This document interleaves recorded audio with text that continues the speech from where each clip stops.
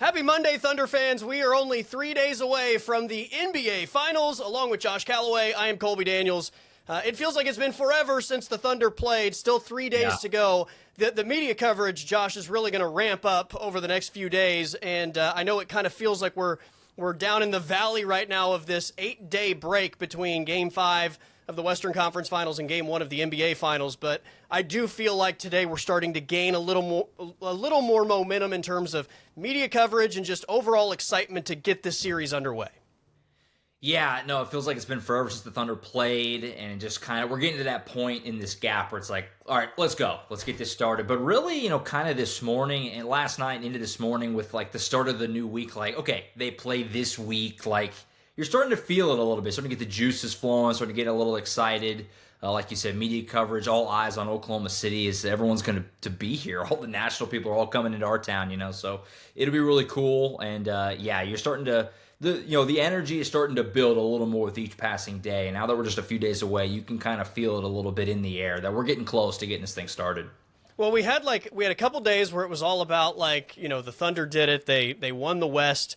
They're in the NBA Finals. It's kind of a focus and a celebration on that part of it. And then you have Indiana and New York playing Game 5, which New York wins. And then they go back to Indiana, and Indiana finally clinches the series. And I think even after Saturday night when they clinched the series, a lot of the media that I took in on Sunday was geared around, I think, like the New York Knicks and what do they do next season, and Indiana winning the East. And I feel like on this Monday, finally, we're starting to get more of the picture painted of what a Thunder versus Pacers series might look like on Thursday night at the Paycom Center. For sure, and just seeing, watching, Women's College World Series or wherever else on TV, and just like seeing the promos for it, and like seeing the logos together, it's starting to feel kind of real, right? I mean, until you knew the Thunder were playing, it was more just like the idea of them being in the finals was so cool and crazy, and like we're looking forward to. But now that you really know who's there, you kind of, like you said, you had that day of kind of reacting to like, oh, the Pacers won the East, the Knicks are done. It feels like the page is being turned now. Like, okay, shifting the mindset. There are two teams left, Thunder, Pacers, all attention on these two cities, these two franchises. And, we get to actually get it going. I'm sure the Pacers will be getting into town here very soon. I know Media Day is also coming up in a couple of days. So, it's starting to kind of get away from conference finals and all this other stuff and really start to laser in on the basketball side of it, of these two teams getting ready to square off, on Game 1 on Thursday, which, really looking forward to, obviously, to see how this thing starts to shake out with the first game on Thursday. Today in the availability, I don't have the sound. We'll hear from SGA and Lou Dort in a moment, but Mark Daignault was asked about trying to keep this somewhat normal, right? The build-up to playing this game somewhat normal, like your regular game preparation.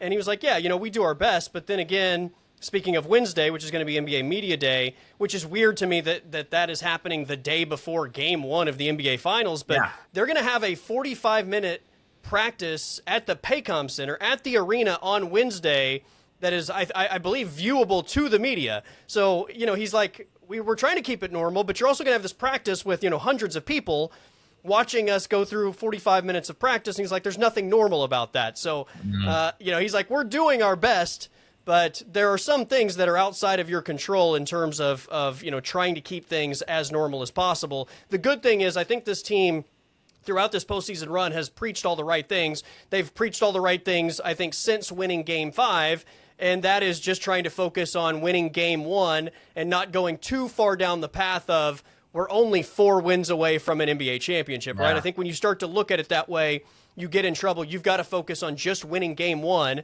And it's their terminology, stacking wins, right? You got to focus on Game 1, get that win, and then stacking win on top of that. You don't look at the big picture. You don't look at 4 games. And I think that's where generally teams start to get in trouble is looking too far ahead.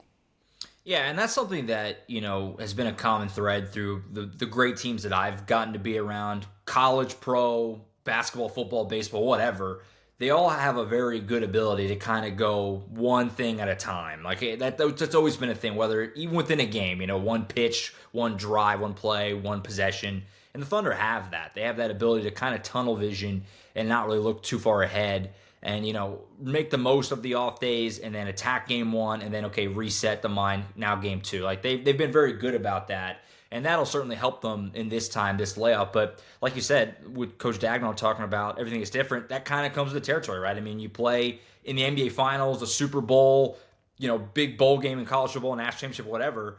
It's different, right? I mean, like the venues are different, the hoopla around it. There's a lot of events leading up. Like, you just have to kind of be able to manage that and to keep everything as normal as you can. But it's not going to be normal, but you have to find a way to do that as best you can, which if anyone can do it, it'd probably be this organization with how kind of regimented they are. But it's easier said than done. And when you've never gone through it before, obviously that's a new challenge for these guys. And for both teams, neither team's been through this before at this stage. I guess sure, Pascal Siakam, right, has been through this, and Alex Caruso has. Yeah. But as a team, neither group has been through all of this. In terms of the timeline since Game 5, they were given 2 days off to kick their feet up and rest. We heard from Chet a couple days ago, who very much seemed happy with having 2 days off and the ability to just rest his feet. Saturday, they kind of eased into things. Sunday, they finally got things going, but it was more about the Thunder than paying any attention to the Pacers. Today, for the first time, I think they said they started Indiana prep. But Mark Dagnall, once again, just talked about, like, it's more about us controlling what we can control. We have to be aware of their tendencies, but, we're not spending all of our time worrying about what the Pacers are going to do. We need to be aware of the threat that they are, but, if we're going to be successful, we've got to do what we've got to do. In terms of SGA and his availability today, it started out with, I think, a question about this matchup, the Pacers, and obviously these teams played twice in the regular season. Mark Dagnall said the other day that the Thunder weren't fully healthy for either matchup. The Thunder did win both matchups, but SGA was asked, how much better are the Pacers since January? Yeah, they were a really good team back then. They were on a roll back then. And they're on a roll now. I think I saw something like since January, us and them have the best records in the NBA. And they've been playing good basketball, so I don't think much has changed. They're going to be a tough opponent regardless. They were tough in March, and it'll be tough come Thursday. There you go. They're tough. They've been tough, and they're playing their best basketball at the most important time. For sure, and that's the stat I referenced yesterday. We were talking that, since the turn of the new year, these have been the two best teams. The Pacers have won just loads of games. The back half of the regular season, they were the top team in the East, and they've had obviously a great run, through these playoffs. So, it's a matchup that is very intriguing because both teams are playing their best at the right time, and it's going to be interesting to see how they can kind of collide here coming up in just a few days. But it should be a fun matchup for sure. Both teams are absolutely playing their best. Both teams also, I think, in terms of similarities, play a very appealing brand of basketball, right? At their best, both teams like to get up and down the court. Both teams like to play at a fast pace. And SGA commented on just the idea that both teams want to do kind of the same thing, which is play fast. They play fast. They're stubborn in the way they play. They play like that no matter the game, no matter the environment, no matter the round or stage. They play to their identity, and that's why they've been really good. They impose their will on the team. Now it's just about us being able to impose our will, and that's what it always comes down to. No matter if it's game 41 or it's game 91, like the team that wins is the team that imposes their will and has their imprint on the game more, and that's what it's going to come down to. There you go. Who can impose their will? I think that both teams have a lot of offensive firepower. Both teams want to get up and down. I think there is a massive defensive advantage for the Thunder in this series. And I'll ask you this question because I was thinking about this earlier. If both teams are playing fast, who does that benefit more? And which team is more likely to say, you know what, we probably need to slow things down? I would think playing fast would help the Thunder because of the way that they can force turnovers. If the Pacers like to play that way, so it's not that they're not used to it. Obviously, that's what Shea was just talking about. But if they get a little out of control, I mean, we've talked about all playoffs. You cannot afford to turn the ball over against the Thunder at a high clip because that's how a game will get away from you and go from a close game to a 20-point game in like 3 minutes. Because the way the Thunder can start on defense, get out and run, it's really unparalleled in the league. And so it's funny hearing SJ talk about, they're stubborn with their identity because he could be talking about the Thunder. Like you hear being around Coach Dagnall and these other guys, that's kind of what they say. Like, we don't want to change how we play to any, like, the situation or the opponent. Like, we kind of do our thing. And that sounds kind of like what SGA was almost saying about Indiana. So from that perspective, it's kind of a fun match. But there's two teams that have a belief. If they do their thing, they're going to be okay. But obviously, something's got to give there. Yeah, and a lot of that probably just comes down to, I mean, the difference between, like, games 3 and 4 at Minnesota in the last round, right?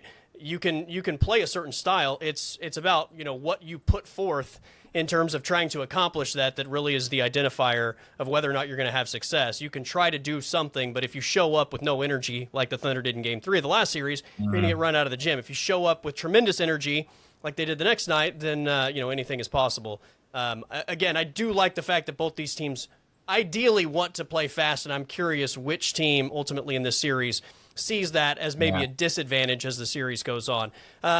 Because the Pacers are so similar to the Thunder, SGA was asked about the approach to this series and ultimately if it starts on offense or defense. Defense first. It's always defense first. If we're able to buckle down defensively, we can take care of the offensive side, and it also allows us to play more in our strengths offensively. But defense is always where it starts. Defense helps you win games, no matter the environment, no matter the team, no matter the personnel. Like, if you get stops, you give yourself a chance, so it always starts there for us.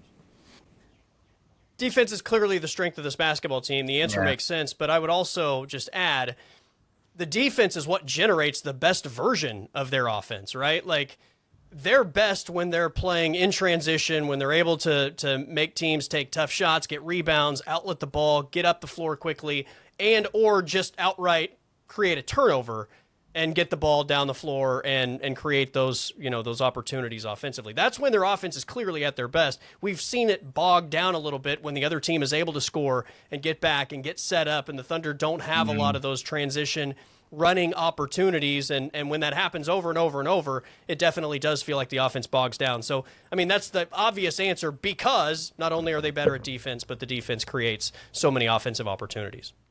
Yeah, and that's something that we've heard consistently, not just from SGA, but all up and down the roster of it starts on defense for us. That they say that constantly of, to your point exactly, you get out, you force turnovers, you start to run.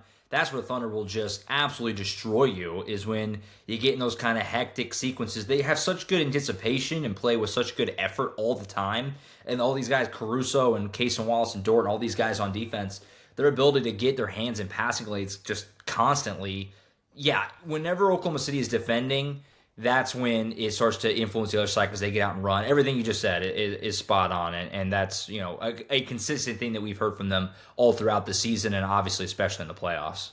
And speaking of defense, we can't get out of here without hearing from all-world defensive player Lou Dort, who was asked about just the idea of having to defend a guy that's on such a heater like Tyrese Halliburton.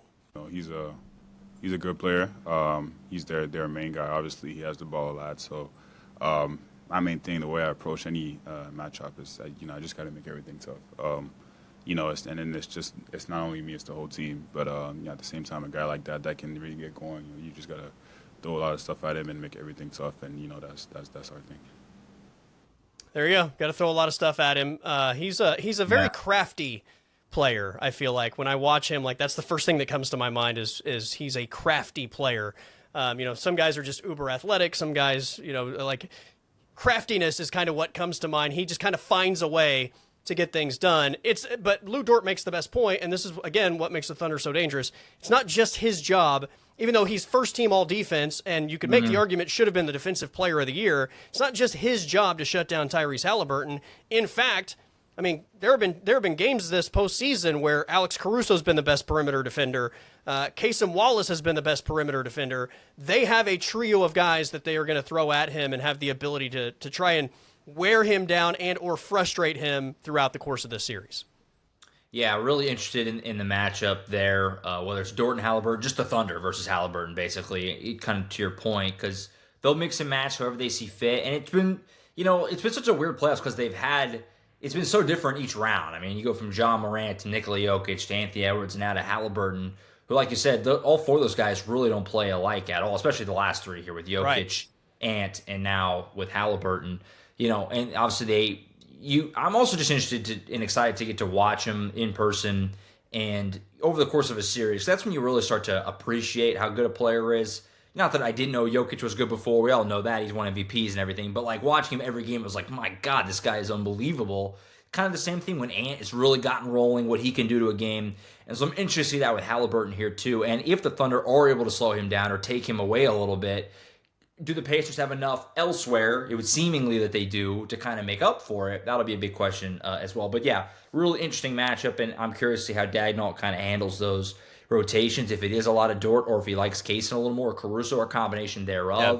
Yep. I know we talked about that J-Dub-Siakam matchup. Like, there's a lot of intriguing kind of matchups here that I'm curious to see how the Thunder kind of handle that and approach that. There was a big approach to just take Anthony Edwards out of the game in the Minnesota series and or prevent him from touching the ball. Yeah, you can try to do that, but I do think that the Pacers have so many more shooters, like I think more consistent shooters than Minnesota had, where you might pay a more severe price from Indiana, potentially knocking a lot of those shots down that maybe Minnesota missed. But should be a fun matchup. We are 3 days away, and we will have more coverage tomorrow. We have, again, NBA Finals Media Day on Wednesday, and then Game 1 of the 2025 NBA Finals in OKC is a 7:30 tip-off on Thursday night. That's Josh Callaway. I'm Colby Daniels. This has been another Thunder practice report from the End Zone.